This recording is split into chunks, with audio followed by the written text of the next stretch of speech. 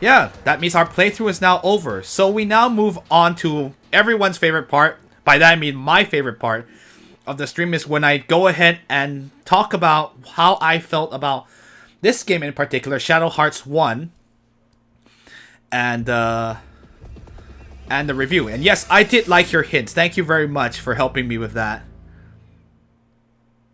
Backwards? Sorry? I'm confused. Anyway, so, oh, backwards. I got you. I figured out what you're referring to. Yes, there was that one part where you have to actually go backwards to through the rainbow in one of the side dungeons. Anyway, so this is when I go ahead and talk about my impressions. When talking about the game is better than actually playing it. Lol. I mean, technically it's not really my favorite part. It is kind of my favorite part, is to like discuss the game and how I felt about it. I mean, I know you guys, some of you have to, if it gets a little too late, it's okay if you don't stay. I understand. But anyway, let's see. So, generally when I do a review of the game, I usually go through like 4 things. I think it's 4 things? Yeah, 4 things. So usually I just check on the story, the game, the graphics, the sound, and then the gameplay last. And usually like gameplay is like very like general. I love this part. Okay. So also I do keep in mind that when I criticize the game, it doesn't mean I really hated it or something. I just like to point them out to like indicate like how I felt, or also things I felt could have been better, or things I really, really liked. So if you are, I know some of you are really big fans of the game, so hopefully you don't take it too personally. And yes, so to note, Tiger is the one who recommended the game to me. I had no idea of this game's existence until Tiger told me. So I actually did not have a PlayStation 2 access to a PlayStation 2 for a long time, so anyway, so let me talk about one of the stronger parts of the game, which is the story. One thing I wanted to, like, things I actually really did enjoy was the fact that, like, in terms of the setting, it's very unusual for this genre. One of the things about JRPGs, even back in the PS2 era, was that a lot of the protagonists are very young, and, like, it's very much, like, what was very popular with, is still popular with anime, is to have like a teenage protagonist who is like where the story is also their coming of age, and also like the plot doesn't go too deep. It's very much like a hero story, and it's like that very like sometimes it's just they're not generally too offensive in terms of like how dark or far they'll go. Well, that's not the case with Shadow Hearts. One thing is to note is like the protagonists are all like adults. And, like, Yuri in particular is, like, not, he's definitely not a kid anymore. Even if sometimes he does some childish things, but, you know, he's still an adult and, like, definitely more mature than the standard JRPG protagonist. And I actually really appreciated that, because I actually think that there's a lot of games where you don't have adult protagonists in JRPGs in particular. Like, Western RPGs has less of this problem. And, like, Hallie is a kid, but it's okay, because, like, he's not the majority. I know Hallie is a kid, so he's just a teen. But he's not the main protagonist, which is the most important thing. Like, even, like, there's actually another game that I really enjoyed called Last Story, which also had a protagonist that was also old enough to drink. That's usually how I usually check. Because I know, like, sometimes you have a protagonist who become 18 but they can't drink yet. But yeah, like, that is not the case with Yuri in this case. Of course, Hallie is the youngin'. He's the outlier in comparison to the rest of the party. But at least he kind of proves his worth. He's just like, he may act like a teenager, but like we get used to him, and he's actually a very useful party member. Oh, what do I want to say again? Like, if I let me get back onto track. The other thing I want to mention is that this game is not afraid to, I guess to say, go there. There's a lot of dark parts in the game, especially like some of the lab experiments and some of the settings as well. One thing that really struck me about when I played the game was like, just how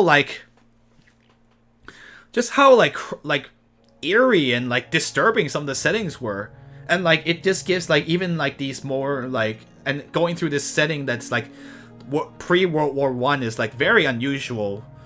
And like you kind of see like these very interesting locations, and that also makes it so you remember all the places you've been to. Even like the Asia Theater, which like when we were in China, like I'm definitely going to remember all the locations I've been to, because I'm like, oh, this is kind of unusual. Oh, this is actually really interesting. I also appreciate the fact that this game is so worldwide, because all the party members represent a different region of the world, where you have like Yuri, who I guess he grew up in China, but he's actually like half Japanese, half Russian. Actually, I'm not sure what his mother's side would be. So of course we have Alice, who is English, well, Welsh apparently. I guess I'm wrong. Let's see, what else do I want to say? And then we have Zhu Zhen from China. We have Marguerite, who I guess she's French. And then we have Hallie, who's from the U.S., New York, Japanese and Russian. Okay. I was right then. And of course we have Keith, who is Transylvanian. He's kind of he's European Transylvanian, really. So it's actually pretty cool that we got characters from all over the world. And even then, like, you can feel like that they did the research, because even like the Chinese names were, for the most part, they made sense. They sounded like genuine Chinese names. And like we even got a little bit of like these some of these like striking things are when the cutscene turns into live action. I always thought that was really interesting. I thought that was a nice way to like kind of give a air of gravity to each of the scenes, where like you'll be in like in-game graphics, and then suddenly like there'll be all this imagery from real life to kind of like, oh, this is getting a little close to home. I actually really appreciated it. So we had Li Li's story, which was kind of told with like a different art style than the rest of the game. Then we had like Qiu Hua's performance, where it's like a live actress performing the actual like piece. And the other thing to mention is that there's a lot of like character deaths as well. So some people you'll get attached to, and then like oftentimes they might not even survive. Like, this is a harsh world. This is a world pre-World War One, so things are not always going to go so sunnily. Like, even characters like even what happened to Kawashima, I'm just like, oh man, that's war for you. Like, there's a lot of military infighting as well. And you're gonna head out, Angel Girl? Yeah, have a good one. I'll see you around. Thanks for stopping by. And thanks for seeing the ending. The Sea Mama's voice story, that's still definitely gonna stay in my head for a while. Alright, Dixmonicus, good night. Thanks for stopping by. And we'll start a new game next stream. And the other thing I wanted to mention is that, like, just this, like, this connection to the occult, where, like, half of the problems in the world, or half the problems in the game arise because we just deal with the occult. And people are just like, no, we need to change the world, so we'll use by any means, and, like, not always the safest or the best means for that matter. So I really did appreciate this combination of horror and RPG, and I think that's like a unique combination for any like Japanese RPGs in particular. And like I think I'm actually kind of sad because like I don't see this too often in other games. Like there are like it's very rare for our RPG to really impress me in story-wise, and like in terms of like this air of gravity where you feel like, oh, that's so sad, or like, oh, that's so gut-wrenching. This game certainly had plenty of that. And like there's the ending where Alice dies, and of course it's very heart-wrenching too, because you've gotten so attached to her and you don't want her to die, but you know she sacrificed herself to do it. And like that's definitely like, yeah, things don't always work out the way you would think they do, and like that's just life. And like it doesn't mean that not happy things won't happen. I mean, it's just that this game kind of shows both things. And like also Yuri's like having to confront his own past and to conquer himself. And I always thought that was also very compelling as well. So yeah, generally I really enjoyed the story. It's definitely among my favorite ones from the RPGs I've played on this stream, for sure.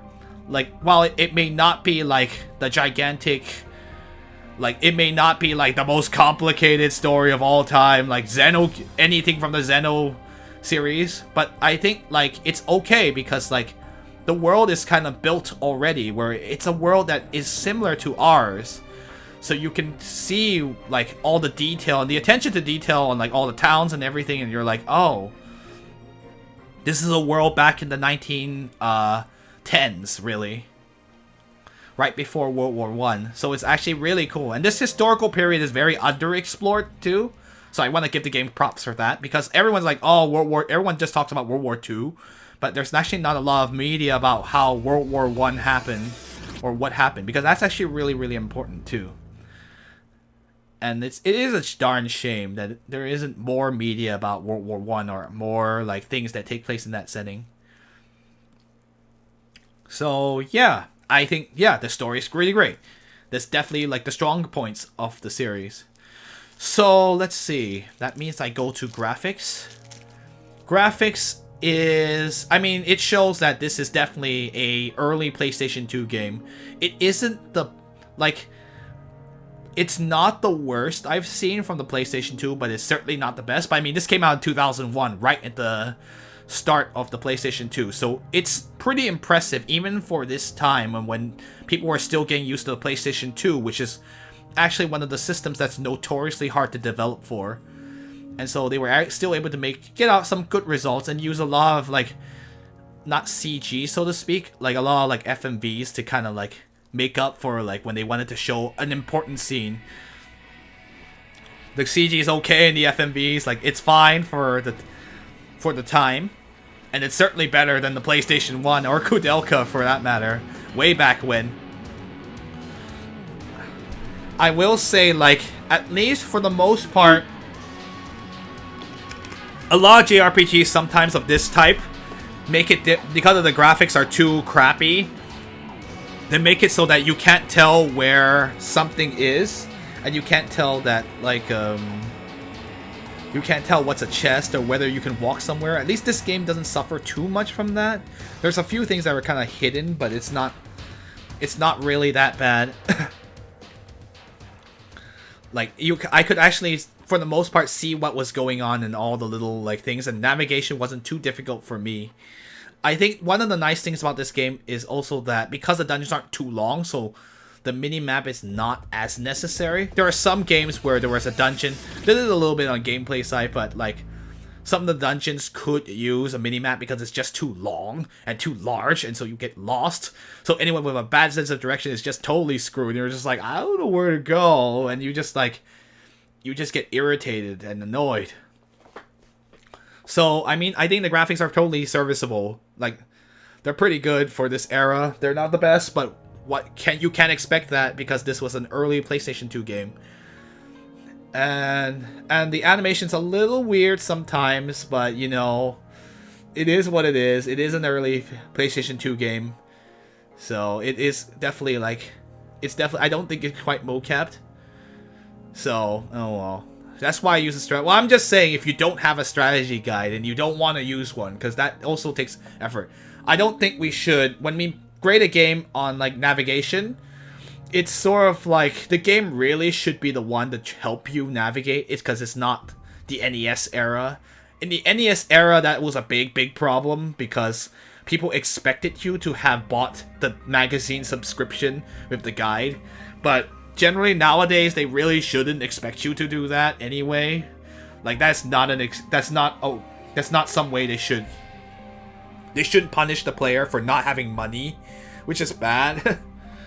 Or you're like not having a computer they could just bring over. But anyway, that's a separate thing. But Shadow Hearts doesn't need that as much because thankfully the dungeons are mercifully short. Let me see, what was I gonna say again? So yeah, I think that's pretty much gonna cover graphics for now. Like, the animations are stilted, but at least I can see what's going on, which is more than what I can say. And it's still, like, it's actually alright for this time period. So pretty good, good enough. Let's see. Sound is actually where I think the game kind of excels. So one thing, oh, I was able to figure out the dungeon without a guy. Yeah, I mean, because actually, like, it's actually well. I'm gonna get to that when I get to gameplay, but it's actually well designed. Like, it's not too long. Let me think. What am I gonna think? I have something to. Okay, so now we're gonna talk about sound. So, the sound effects are pretty interesting on their own. Like, there isn't much to say about it, but I will have to compliment like the little like. When you go in some areas, that little like eerie sounds that you hear in the background, those are always the most fun to listen to, because they just add to the atmosphere, and I actually really appreciated that, just to add that extra factor of creepiness to the area you're in. And I actually like the music. Most of the music in the game is actually really, really good. Like, honestly, I would totally get a soundtrack for this. Like, there's only one or two stacks that are like, they're okay. I actually think the first battle theme is okay. Is alright, but the second battle theme is okay. But actually, like, the boss battles are always memorable. But actually, the area music is actually where I think the game stands out. When you hear, like, even when you go through China, you hear like the Chinese instruments. And even this little like track over here on the demo loop is also pretty interesting. There's this interesting use of like electric guitars to like add this. It's kind of anachronistic, but you know, it's still pretty cool.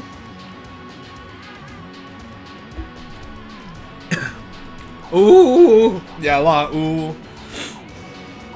Yeah, the Shanghai theme is always really nice too. I really appreciated that they were very conscious of which region they were making music for. So props to the composer for trying to take the area's like local music and making it something interesting. So honestly, the soundtrack's really, really great. I really love the soundtrack a lot. Oh, there's an opera song that sounds just like it. I mean, I wouldn't be surprised if it was an inspiration for the track. And even like some of the more like poignant themes where like something more dramatic is happening, or very like melancholy, like those are really nice too. So honestly, like, yeah, the game is really good at sound, like keeping the sound effects or having the music match the mood. Maybe except for London, that's a little strange, but for the rest of everything, like for some of the dungeons, it's like some really nice themes or some really creepy themes, which matches how you're supposed to feel while you're wandering that dungeon.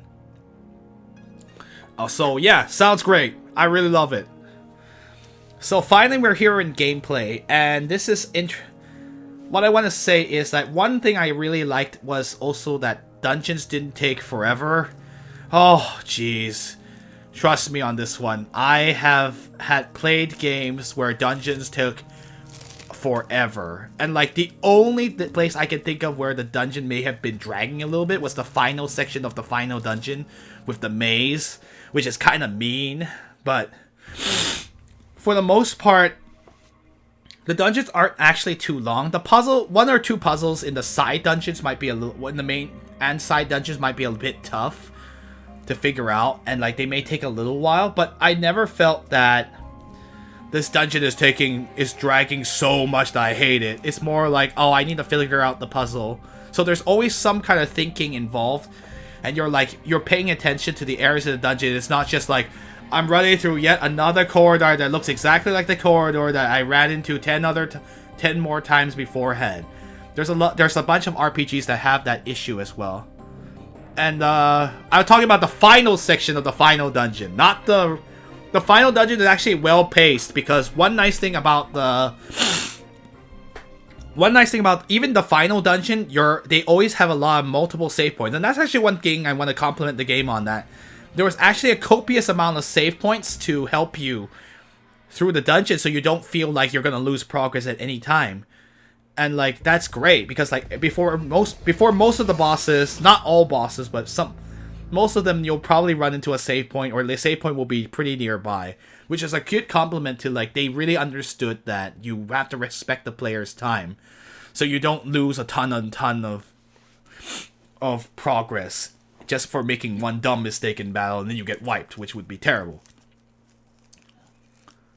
Let me think. I had something else to say. Yes, so So yeah, I love it. I love the fact that the dungeons have enough save points, and they're pretty nice about that, and the dungeons aren't ridiculously long. And like even the longest dungeon, the final dungeon, has a lot of checkpoints to make your life a lot easier too, which is like that. I really appreciated that. I do think like maybe the final dungeon, there's like, it does kind of suck that you have to fight a boss to get the final save point, so that's kind of mean. But well, it's I don't think it's I think it's fair. It's only it's not a major complaint. It's just something I was thinking of. The other thing to mention is that controls are pretty good. Like, I have not had issues with moving the character around, so it controls pretty tightly. And the other thing to mention is that one thing I really appreciate is the timing attacks. So the wheels are... So the way Shadow Hearts is played is with a wheel that spins around and you have to hit it right on time. I actually really enjoyed that aspect of the battle system and the general game, and the game in general, where a lot of the dungeons were a lot of things you're always interested in all the battles. The ring, the wheel, the ring, the judgment ring. So a lot of the game revolves around that. Let me think. What was I gonna think? I had something to say. Yeah, I like the fact that because in every battle you have to be engaged. So in a lot of RPGs you can kind of go in autopilot and just like mash attack. In this game you cannot do that. You have to actually pay attention for every single attack. So it makes it feel like every attack is deliberate. And while the your successive perfects were impressive. Oh, thank you. And like some of the hardest challenge in the game is actually getting the rings right. For like for particularly Yuri's ultimate weapon as well. The other thing I want to mention is that because you're in every battle, like it's meaningful because you have to hit the attacks on time. So when you miss it, you're just like, ugh, you feel so bad, and it's like it means you gotta focus, and it's actually really nice where like you have a lot of feedback between the battles, so you're very, very involved in all the decision making. I also have to approve of like it's actually possible to win on low levels, so like the game is not too harsh in terms of difficulty ramp up. Like some of the bosses are kind of HP sponges, so that's the difficulty is just surviving. Half the time, like a lot of the strategy just boiled down to like you just gotta survive, just gotta make sure to do the right heals at the right times and do enough damage. So like I do think like maybe it got a little bit out of hand with some of those last bosses where the HP is like bars are like the HP is like ridiculously large, but at least you can survive it if you're persistent. One thing I also appreciate too is that at least level ramp up is very quick. It's easy to get money, and it's actually fairly easy to get levels if you're willing to be diligent. I was like, oh, you can get levels just by a few minutes of grinding, like 10-15 minutes of grinding. That's pretty good. And the final bosses doesn't even take like, you don't have to be level 99 to beat the final boss or anything like that. So that's actually pretty cool. So with the right amount of levelings and the right amount of strategy, you can take on anything in the game. So our wipes were actually pretty minimal, which actually surprises me. I'm like, oh, the only wipes we really had trouble with is insta-death. That's one thing I might ding the game on, is that like they don't tell you that a boss has insta-death, so you're just like, you kind of just have to gamble and hope he doesn't have it, but then he has it, and then you're just like, ah. Oh. That was only a minor thing, because thankfully, because the game is nice, they put save points in front of all the insta-death bosses. So you're like, oh, I need to get an insta-death protection, and then you have to go back. Then you can make the adjustments. The only thing I can really say to ding the game on sometimes is that the animations take a bit long. I mean, it's still better than a lot of games I've played where like it takes 1,000 years. Oh yeah, Game of Death. I hate that thing. That's so annoying. And like, there's no skip scene in the game because that hadn't been invented yet. So unfortunately, you have to sit through all the animations. And that also means that even the battle animations sometimes take a while, especially when you start using like high level magic and high level summons, and that gets really annoying after a while. So it gets a little tedious. It's really not that long, but it is something to consider. Yeah, it's not dual summon Knights of the Round. Now that's bollocks. But this game, no. Thankfully, the animations aren't that long. They do take a while, and especially at low levels, when you're using your high level spells, it takes a while to whittle the boss down, so you just have to be more patient. And unfortunately, yeah, I can't really fault the game too hard on it, because honestly, a lot of the game was, this game was made before, like, skip scenes became more popular. So, I mean, it's just a minor quip, really. It's not a big deal, honestly. But it is something to consider that, like, you will have to budget the time. And you may get a little annoying to sit through Advent for the 100th time. But, you know. Or, like, For the Children. But thankfully, that's merciful. You don't have to see that too often, because by that time in the game, you don't have that many enemies to kill with that. The other thing to mention is that, yeah, the pacing of the game's good. I already mentioned that. And, yeah, I guess that's pretty much all I have to say about it. I'm like, yeah, this Battle Sims is really fun. I wish there were more, like, turn-based games that would also implemented this kind of, like, timing-based. So this actually reminds me a lot of the Mario, all of the Mario RPGs, like Paper Mario, Super Mario RPG, and Mario and Luigi. So I'm actually I really like those. Like, those games are actually pretty cool, where they let you have timing involved, so you're more involved in the turn-based battle. Because a lot of times, turn-based battles are they get really dull, and they get really like the same animation, and you just mash and wait, and it's just like makes you want to fall asleep sometimes, because like it gets very monotonous. How did I feel about the characters? I mean, I already said, like, I don't have any particular things to say about them except that. So that's kind of more into story. I usually thought that, I mean, the love story is like, oh, Legend of Dragoon. Oh no. Oh really? Well, I'll try not to. I mean, I haven't played that, but oh no.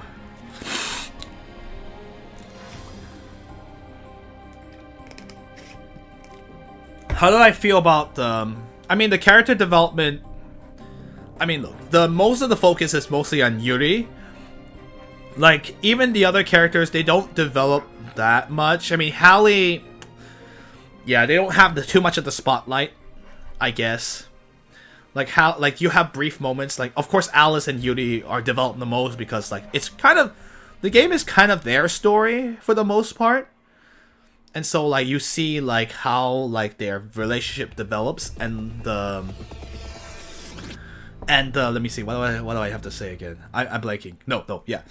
And so like you see like how their love story, like how like Yuri himself is changing because of Alice's influence, and like because he was given someone who actually gives a crap about him. I mean, like, Yuri was like alone before the world of the game's story began. So it's like a super knight for him. Like, that's really important to have like these people, or especially someone to fight for. And like that's actually a big theme, is, or like now that he has someone to fight for, he has to like think about he's getting stronger because for a new cause now, and he has to like get also, in order to protect Alice, he has to learn to like control his own fears and to confront them. And that's actually really a good message anyway, because oftentimes some of the things that hold you back are your own fears, and like I actually appreciated that as well. Let's see. The other characters don't really develop too much. I'm just glad Hallie got to see Kudelka, his mom, again. And like, hopefully he'll be better for it, but we didn't really, it's not explored too much. It's more like, you help with his reunion, you're kind of like, oh, Hallie is now gonna get stronger. And Sultan is kind of the same, and Keith also doesn't have much development. But they're cool characters to have. They're great. I think it's great that we didn't get sidetracked too much into like, they don't need additional development because they're already fairly developed characters that already have very clear motivations and backstories. And like Marguerite, of course, is like, well, she sees like this genuine passion, and she also kind of thinks about it, reflects on it herself, and saying like, am I doing something wrong? Maybe I'm like only thinking about. I'm only thinking about my like before like my own gain or like gain for somebody else, but like someone who's doing it genuinely out of like selflessness is like, well, she is sort of like she's kind of reminded of that as well. Anything else I want to say about the characters? Do I have a favorite character? I generally don't usually have favorite characters too much. I mean, as like attack, I guess. I mean, they're all really different too. So I really don't have anyone that like. I guess Alice is really cool. I mean, I'm actually like happy Alice is there. That's like the kind of the kindness of the group, the goodness of the group, and then like you need some of the moral compass to kind of counterbalance like some of the other characters as well. Yeah, I don't really have a favorite character. I mean, they're all great. I actually really like most of them. I mean, Hallie is like a kid. I mean, is he my favorite character? Probably not, but he's a kid. He's a 15-year-old, and he finally got a chance to like meet his mom. I'm glad he did. So hopefully he'll grow up to be a better adult as he ages. I also appreciate, yeah, that's actually a good point. We should talk about like how this game connects to Kudelka. So I do like the fact that there's a lot of references to Kudelka, and even some of the monsters come back from Kudelka, like the upside down gunman. So it's pretty cool that they try to transfer the vibe and make sure like the events of Kudelka are actually quite significant, especially since you run into Kudelka later and find out what she's been doing. So I really appreciate it like that as well.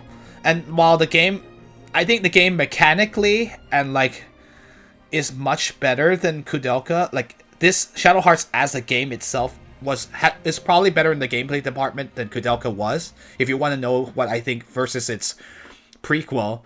And like Kudelka is very much like a prototype of like what they wanted it to be, where they have the basic thing like puzzles and an interesting if not perfect, very well polished battle system and very slow. Whereas Shadow Hearts pretty much fixes a lot of the problems where like the battle system's faster and like there's a lot more, the story's longer as well and more involved. And like it's great. Like they actually took what they learned from Kudelka and put it into Shadow Hearts. So, and I like the fact the little throwbacks to Kudelka as well. So those are very much appreciated, especially if you're a fan of like of the game, like myself. Then you're like, oh, I really like that. I'm like, oh, so that's what happened. And it's like those like aha moments. Those are always really fun. So I think that means I've covered all 4 categories at this point. So basically, after I've covered all 4 categories, what I usually do is I have 3. There are only 3 ways I can rate a game. It's either thumbs up buy, thumbs up rent, or thumbs down. Basically, thumbs down rent and thumbs down, which means it's bad. So this game, I'm going to give it a thumbs up buy. It's totally. I know I always love those aha moments in the games, right? We're gonna be definitely seeing some of that later in other games as well. There are sequels. For me personally, it's a thumbs up buy. There's actually a good amount of replay value. The game's long enough that I don't think you can do it within a rent. And I think it's just worthy of like playing it because like even the story moments and the moment-to-moment gameplay are really fun and very and like extremely compelling. As in like you'll always, even when you're playing the game, you're always having a good time. And like even the more frustrating parts of the game are very few and far between. So like generally you're just like, what's gonna happen next? I really want to know what happens. Like even I thinking like when I was like not playing, I was like, I really want to know what happens. Or like I really wonder what's gonna happen in this dungeon. And like some of the puzzles might be a little bit tougher and that you might have to think about it. Like the side dungeons are, of course they're trickier, but they're side dungeons, so they're not essential to beat the game. The side stuff like is fun too if you want to pursue it and to learn more about the characters. So it's great. The side quest itself feeds into the loop too. I'm just like talking all over the place now, but it feeds into your loop. So like into like your happiness loop, so to speak. So you're willing to make that effort to learn more about the other characters, and even the characters you were wondering what happened to them. But anyway, I do say thumbs up. This is a great game. I don't have anything. I actually honestly didn't have that much bad to say. Like, most of what I thought about was very nitpicky stuff that's really not gonna hamper your enjoyment too much. I can't think of anything game breaking, unlike Kudelka, where I could have said I had more issues with it. But with this game, like, they really polished it. They really understood how to pace it. So it's a wonderful experience, and I definitely recommend it. So if you're not a RPG player, I think this is still worth getting, because one thing a lot of people complain is that RPGs are too long, but this game is not too long, and I actually really enjoyed the fact that, like, the story is well, like, paced out. So you feel like you've gone through a long story, but you actually haven't played that much. You don't have to spend 80 hours in the game to get a story out of it. And so this is great for, like, someone who wants something short, but not feel like, oh, that experience is over before it started. And yes, Tiger says this is her favorite RPG series, and I can definitely say this is definitely one of my favorite games that I've played on this stream, or if not, like, in terms of JRPGs in general.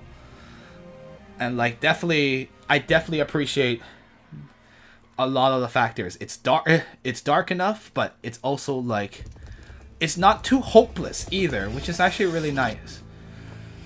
Even if sometimes the game will strike you down for being too hopeful, right, guys? Based on some of the things that happen. Anyway, and so with that, I think I can conclude my review. So I think we can put this review stuff to an end. Thank you so much, Tiger, Illusion Queen, and everybody else who helped us out, and especially Pete. Thank you, Pete. You helped me out too for helping with the game as well. So thank you all for watching this stream.